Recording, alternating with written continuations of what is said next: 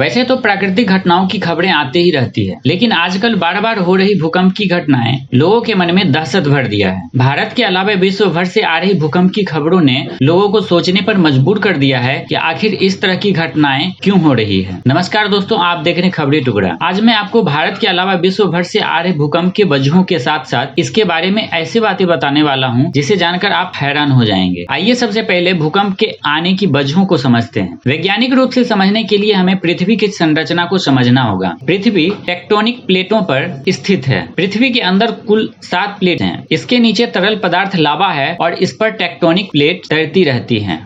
कई बार ये प्लेट्स आपस में टकरा जाती हैं। बार बार टकराने से कई बार प्लेट्स के कोने मुड़ जाते हैं और ज्यादा दबाव पड़ने पर ये प्लेट्स टूटने लगती है। प्लेट्स टूटने के कारण पैदा हुई ऊर्जा बाहर की ओर निकलने का रास्ता खोजने लगती है। इस वजह से उत्पन्न हुई डिस्टरबेंस की वजह से भूकंप आता है। आइए अब जानते हैं कि भूकंप की तीव्रता को कैसे मापी जाती है। भूकंप को रिक्टर स्केल पर मापा जाता है। रिक्टर स्केल भूकंप की तरंगों की तीव्रता को मापने का एक गणितीय पैमाना होता है। इसे रिक्टर मैग्नीट्यूड टेस्ट कहा जाता है। रिक्टर स्केल पर भूकंप को इसके केंद्र यानी एपिसेंटर से 1 से 9 तक के आधार पर मापा जाता है। ये स्केल भूकंप के दौरान धरती के भीतर से निकल रही ऊर्जा के आधार पर तीव्रता को मापता है। आइए अब जानते हैं कि क्या बार बार भूकंप का आना किसी बड़े खतरे की ओर इशारा करता है। विश्व भर के एक्सपर्ट्स आशंका जता चुके हैं कि बार बार भूकंप का आना किसी बड़े खतरे की निशानी होती है। यूएस के लॉस अलामोस नेशनल लेबोरेटरी की एक रिपोर्ट के अनुसार पिछले साल कैलिफोर्निया में 4.0 तीव्रता के झटकों से पहले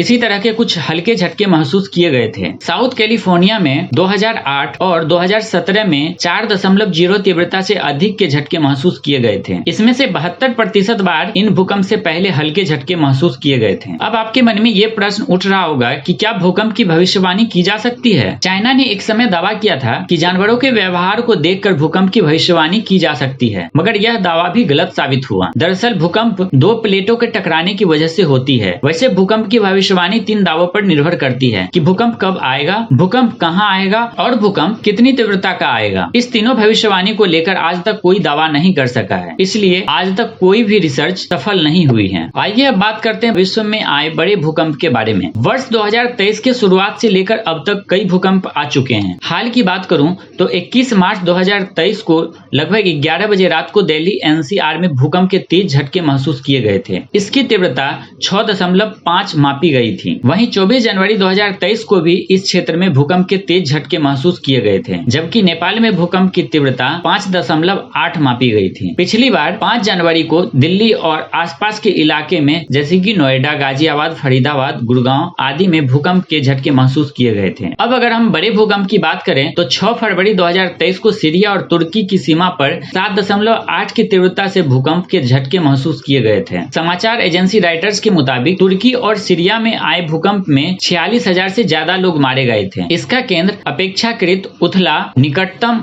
18 किलोमीटर नीचे था, जिसके कारण से भूमि पर खड़ी इमारतें को गंभीर क्षति पहुंचा। रिपोर्ट के मुताबिक तुर्की में लगभग 2,64,000 अपार्टमेंट नष्ट हो गए और कई लोग अभी भी लापता हैं। इस क्षेत्र में अरेबियन प्लेट उत्तर की ओर खिसक रही है और एनातोलियन प्लेट से इसका घर्षण हो रहा है। इससे पहले 13 अगस्त 1822 को 7.4 तीव्रता का भूकंप आया था। भारत और नेपाल में 25 मार्च 2015 को भयानक भूकंप आया था। धरती काफी देर तक हिलती रही थी। 7.8 तीव्रता के आए इस भूकंप में 22,000 से अधिक लोग घायल हुए थे और 9,000 से अधिक लोग मारे गए थे। 2005 में कश्मीर में भूकंप ने भयानक तबाही मचाई थी। पाकिस्तान समेत कश्मीर में 7.6 तीव्रता का भूकंप आया था। उस भूकंप में दोनों मुल्कों में 1,30,000 से अधिक लोगों की मौत हो गई थी। वहीं भूकंप की बात हो और भारत के भुज की बात ना हो, ऐसा नहीं हो सकता है। 26 जनवरी 2001 को गुजरात के भुज में आए भूकंप में 20,000 से अधिक लोगों की मौत हो गई थी। साथ ही इस भूकंप से